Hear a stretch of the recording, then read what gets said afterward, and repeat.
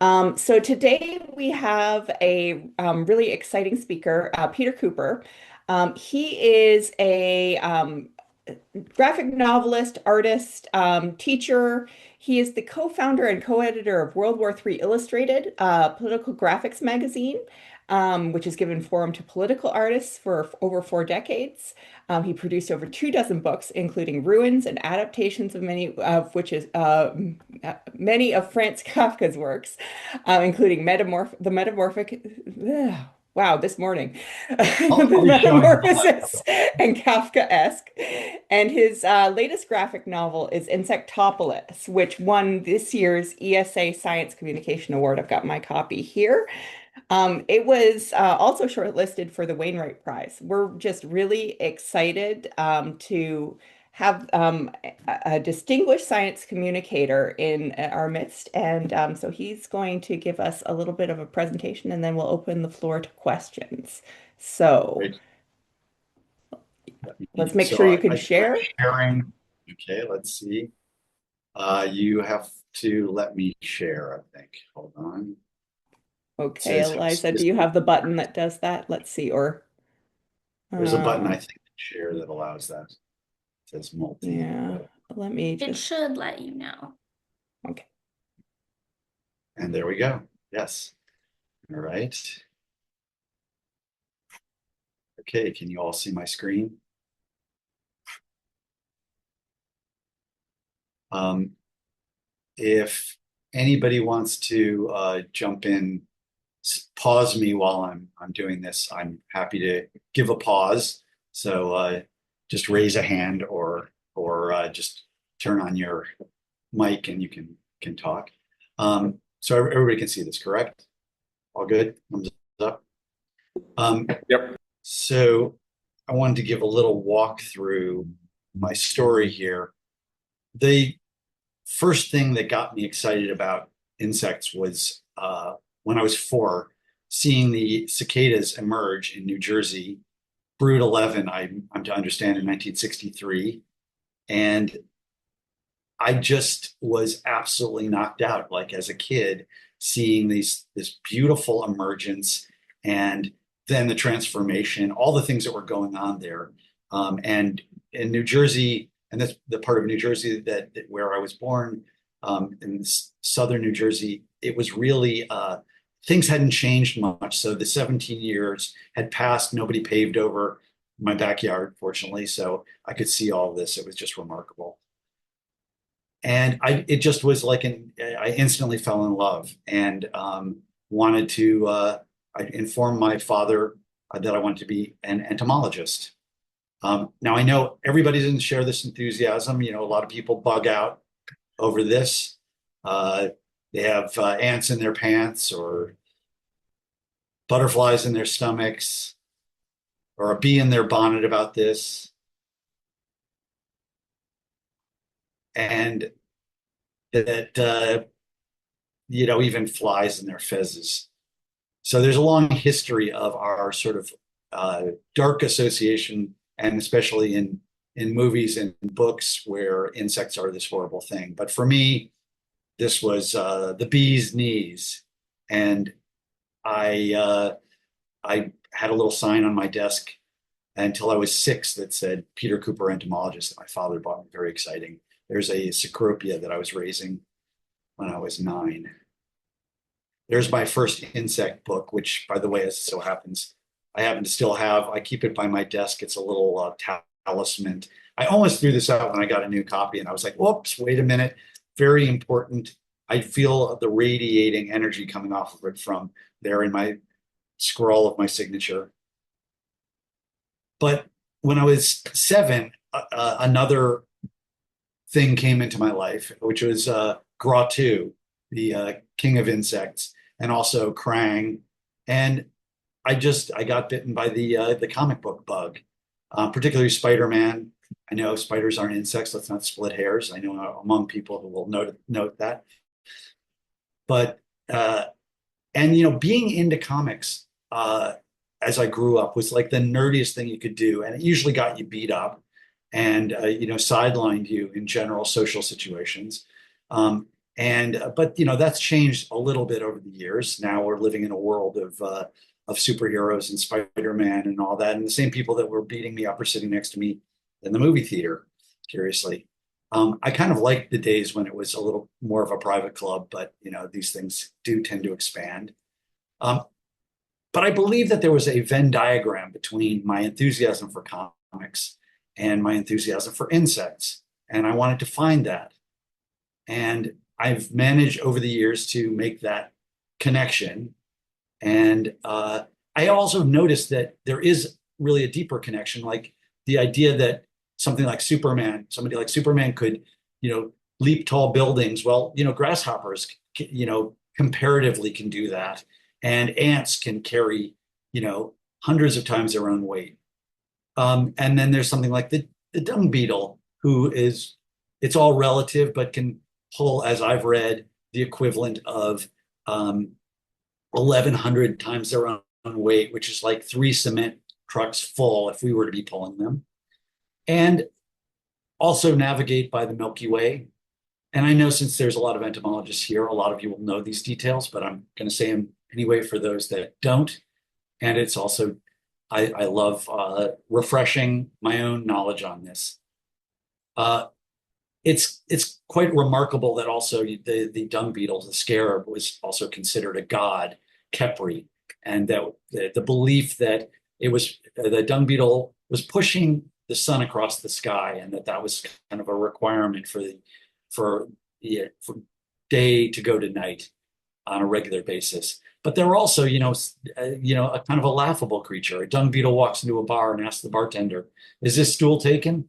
So they're easily they're walking this great line of, they could have the greatest ego in the world and yet also be laughed at. Another area that, while I was exploring this, I Googled lac bug, and this is the picture that came up. And this is the danger of Google. I worked up an entire section of my book with this image, and then Barrett Klein, who's on this Zoom here, informed me that that is not a lac bug. A lac bug looks like that. In fact, that's a beetle there. And yet I've seen again and again in other talks by entomologists and certainly all over Google, it's showing the wrong image. And as many of you may know, we from the lac bug, we get the shellac that made records, 78 RPMs and shellac, and the shine on M&Ms and apples. And pretty much without these various creatures, our grocery stores would be virtually empty. And so really my point is, be kind. And again, you're a group of people who differ from so many who would stomp on the first insect they saw, and that I'm trying to encourage at least a pause to check out what you're about to kill. Because without insects or bee vomit, we wouldn't have honey or coffee or chocolate. The thought that no-see-ums / the biting midge is the pollinator for cacao, and that this would be gone without them. And also the remarkable stories and histories of insects that I've been exploring for the last several years. That the cochineal that is in Oaxaca, which is a place close to my heart. I spent 2 years living there with my wife and daughter, produced this red dye. And when Cortez in the early 1500s saw the dye color, he had the aha moment, and he got this back to Spain. And for the next 250 years, they managed to keep secret the truth of the source of this red dye, so they could sell it back to the rest of Europe and the world. So the red coats dye comes from that. The red of the first American flag comes from that. Vermeer, Titian used that in their paints. There's the little tiny bug that you can find on so many cactuses in Oaxaca and around. Van Gogh also used that for red, and some of you may have eaten this very dye. It comes up as carmine or natural dye number 4 in Yoplait. I think they banned it from Starbucks Frappuccinos, but it's still around. And I know, again, since I'm talking to an entomology group here, that most of you will know the second most important pollinator after bees that are flies, but this comes as a shock to so many audiences that I have spoken to. And as I learned while studying this, Coleoptera is the scientific term for beetles. And so many people, because since I've done this book have asked me, like, who's my favorite beetle? And I have to say, probably Ringo. So I realized as I worked my way towards this bigger project that I had been actually taking baby steps. One of them was doing the Metamorphosis. I think I probably had a more personal association with Gregor Samsa and the poor guy that Kafka had turned into a what they call vermin bug. There's a lot of translations of this. Nabokov noted that curiously, the description of Gregor Samsa was that he had this hard shell, which meant that he was more like a beetle, which meant that under his shell there were wings and he could have flown away. Crazily, I did the Metamorphosis in 2002 in the United States, and there's been many editions of it. The most recent one is this Chinese edition that came out 3 months ago, which is very exciting to see this thing go on and on. Another example of my toe in the water to drawing insects in my work is an adaptation I did of Heart of Darkness, where I got to populate the environment with my sort of sketchbook version of Marlowe's trip upriver to meet Mr. Kurtz. And then in a really big way with a graphic novel that I did in 2015 that was inspired by the time that I was living in Oaxaca, Mexico. It's kind of a fictional account of a couple moving to Oaxaca. One of them is an entomologist in my story who's lost his job at the American Museum of Natural History.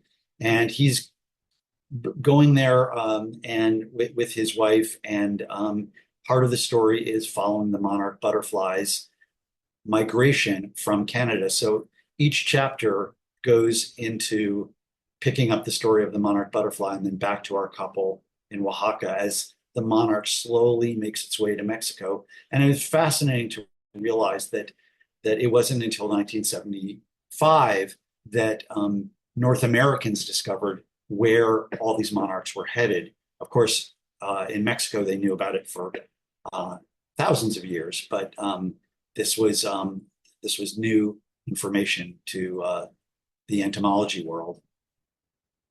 So I followed this migration, and this was very deeply connected to our time in Mexico because my daughter and I were raising monarch butterflies, and then eventually made our way to Michoacan, and in one of the greatest natural experiences of my life, we got to go to the Rosario forest where they come by the millions, and it's a group of 3 forests actually.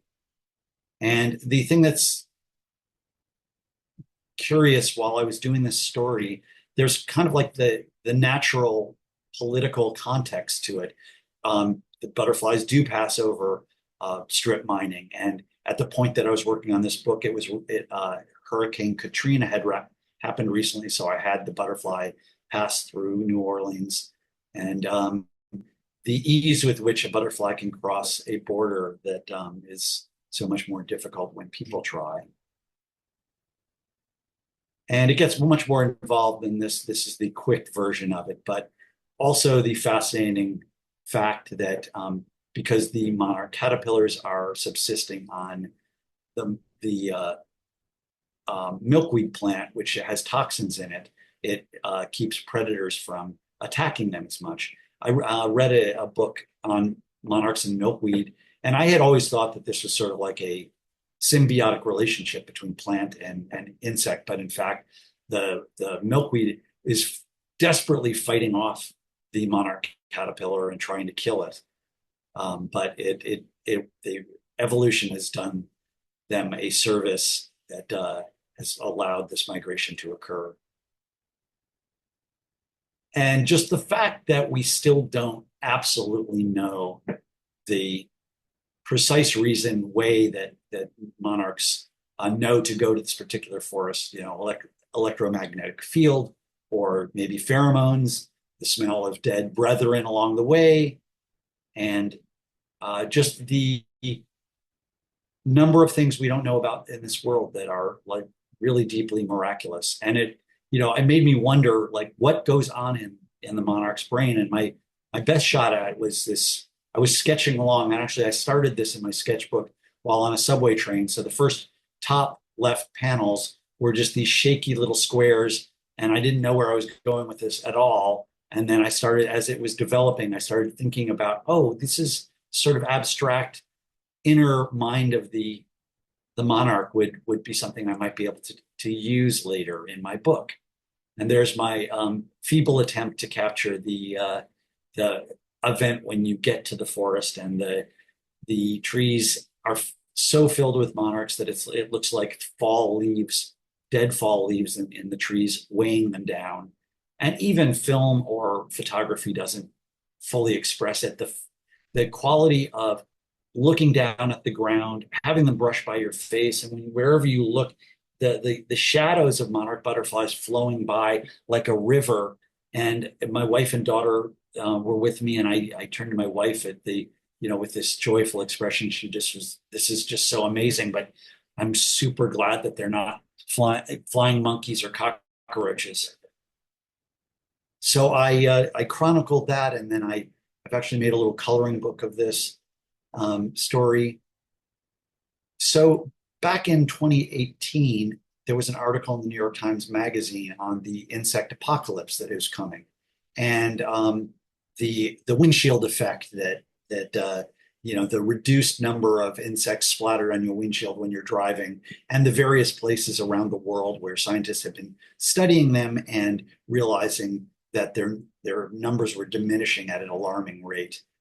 And I started to sketch up an idea for a book. I proposed to my publisher, who had done one of my Kafka books and Heart of Darkness. And I said, I want to do kind of like a guns, germs, steel with insects. And he kind of shrugged his shoulders and said, nah, I don't know. And I had started forming these ideas, and about a year went by, and someone mentioned to me about this fellowship, the Cullman Fellowship. And it takes place at the New York Public Library, the beautiful library where there are the lions are there at 42nd Street and Fifth Avenue. And I applied with the idea that I would do a history of insects and people who study them. And I did a few drawings, and I threw in my monarch migration drawings, and miraculously, I got this fellowship. I got the call for it in February of 2020. There's my office, by the way. And what part of the proposal that you make is you say how you're going to use the facility of the library. And they just have all these remarkable things. And one of the things that I stumbled on was John Tenniel's original drawings for Alice in Wonderland. Now, irritatingly, I had to use a magnifying glass on this pencil drawing because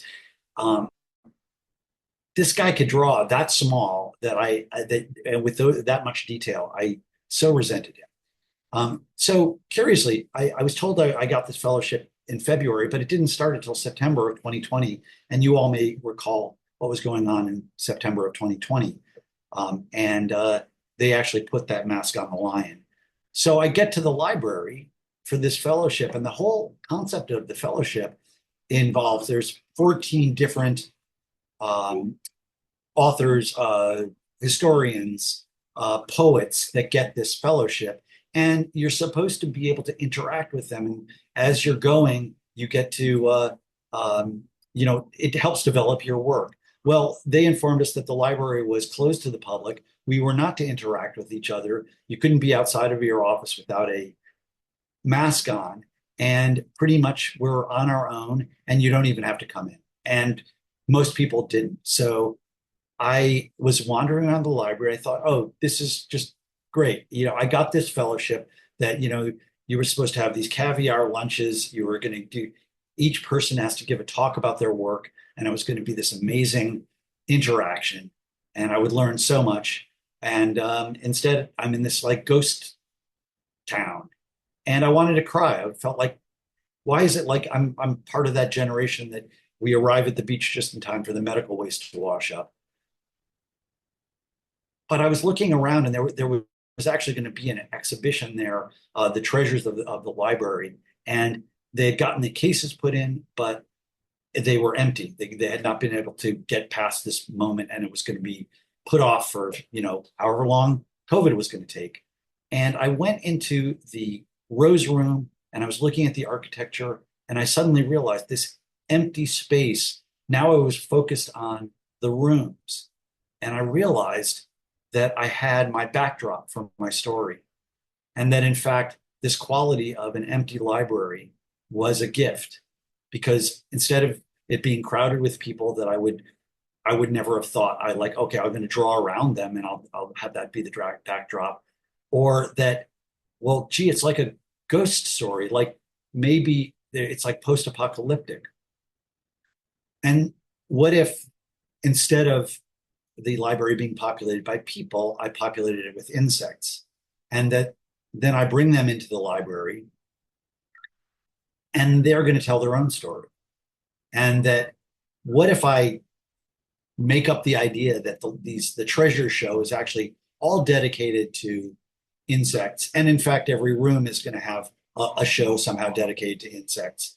By the way, if you're musical at all, that little strip of music is Flight of the Bumblebee. Got to take advantage of every opportunity here.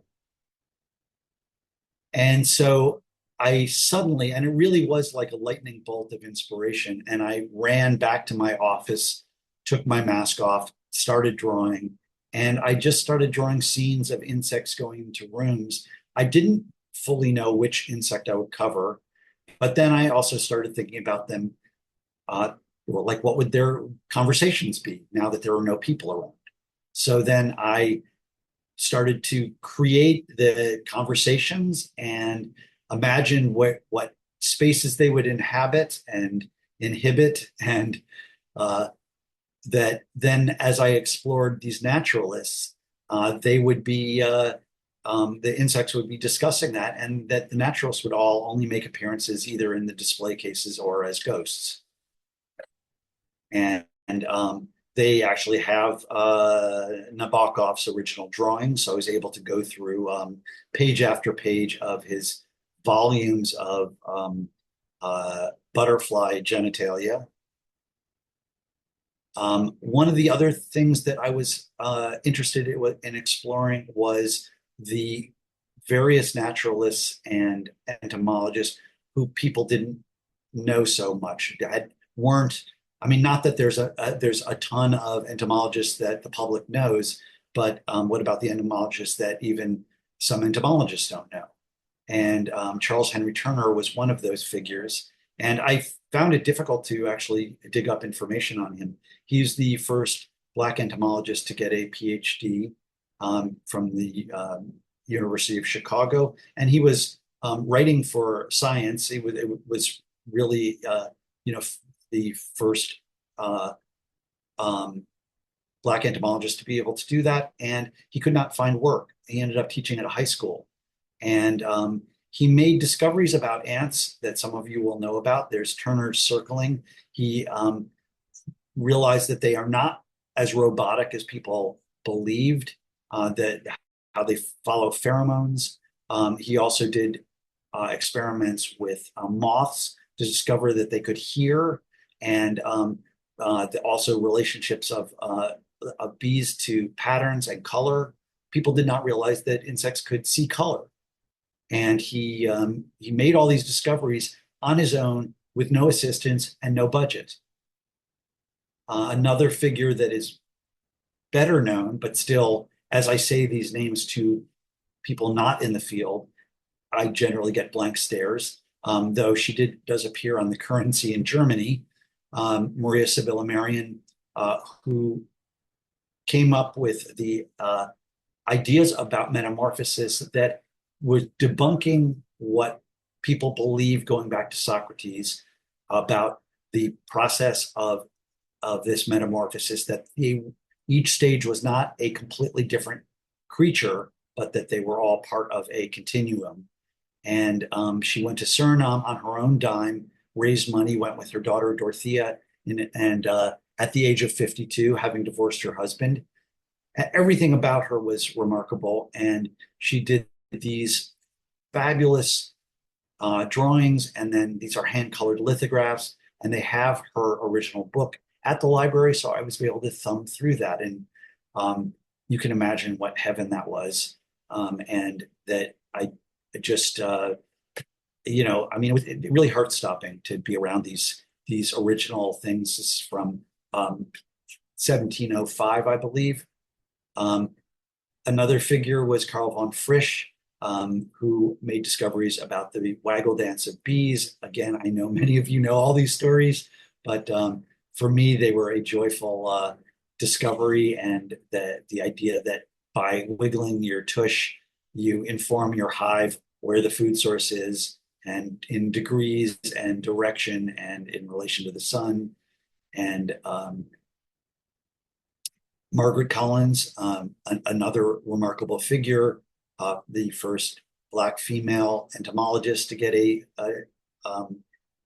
PhD. She was a prodigy and entered college at age 14.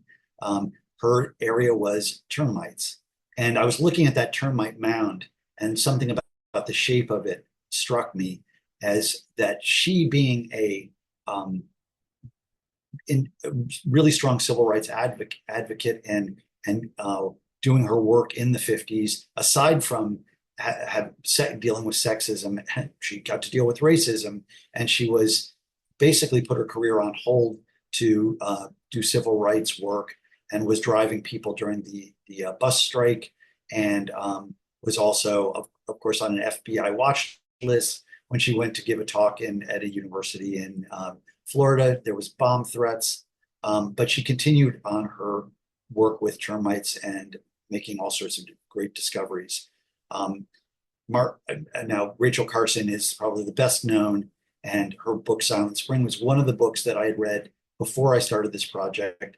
And I had a moment where I was thinking, maybe I'll do an adaptation of Silent Spring. But I'm really glad I fell upon the idea of doing something that was more utilizing aspects of these stories without having it be another adaptation, since I'd already done several. And as you probably all know, this is a real ad, by the way, for DDT. I found tremendous YouTube videos of trucks with DDT spraying them onto children who are dancing happily behind the truck. Also getting scientists out there who are debunking Silent Spring and saying that the modern scientists knows that man is in the process of harnessing nature, and that what she's trying to do is send us back to the Stone Age. It's based on the letter she got from a friend that was talking about the impact that DDT spraying was having on her farm and killing virtually everything, as opposed to the targeted insect killing that the industry, hand in glove with the agricultural department, a $300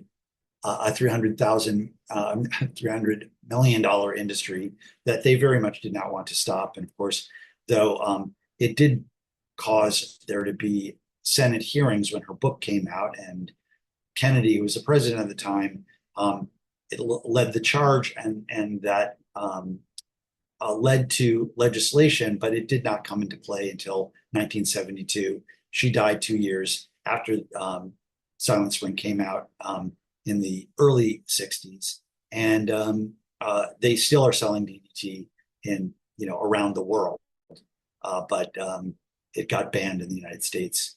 It only took a decade.